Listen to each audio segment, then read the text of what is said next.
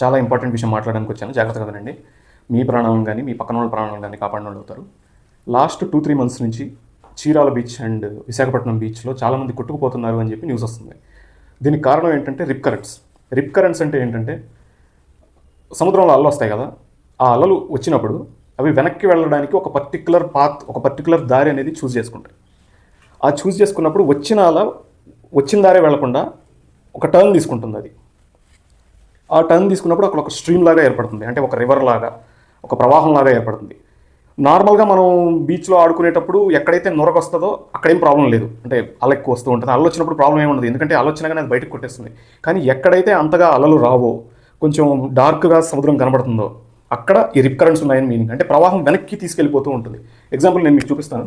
For example అలలు ఇలా వస్తున్నాయి అనుకోండి, ముందుకి ఈ డైరెక్షన్లో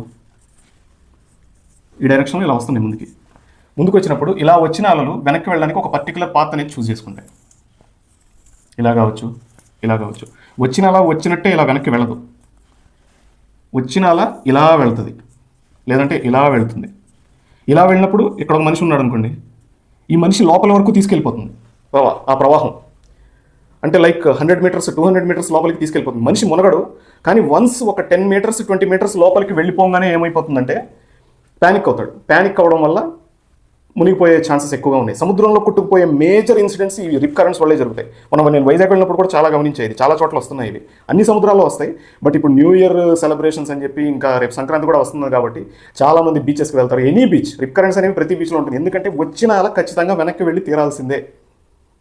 సో జాగ్రత్తగా ఉండండి. ఇలా కొట్టుకుపోయేటప్పుడు ఏం చేయాలంటే ఏం చేయక్కర్లా, ప్యానిక్ అవ్వకుండా కామ్గా ఉండండి. ఫర్ ఎగ్జాంపుల్ ఇక్కడ వరకు వచ్చేస్తే ముందుకు ఈదడానికి ట్రై చేయొద్దు, పక్కకి ఈదడానికి ట్రై చేయండి. ఇటు పక్కకు కానీ ఇటు పక్కకు కానీ ఇలా క్రాస్గా డయాగ్నల్గా.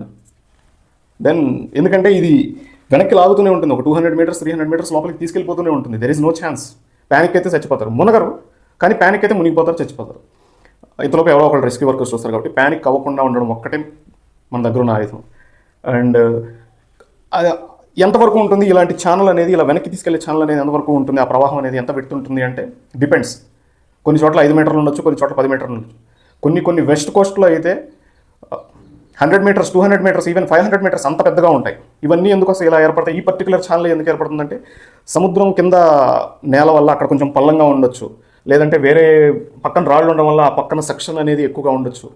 కారణాలు ఏమైనా కావచ్చు, 100 కారణాలు ఉండొచ్చు. బట్ ఈసారి జాగ్రత్తగా ఉండండి. ఎక్కడైతే అలలు వస్తాయో, ఎక్కడైతే నొరగ ఎక్కువగా కనబడుతుందో అక్కడ కొంచెం సేఫ్. ఎక్కడైతే నొరగ ఎక్కువగా కాకుండా కొంచెం షాలోగా, కొంచెం డార్క్గా సముద్రం కనబడుతుందో అది it is nothing but rip current.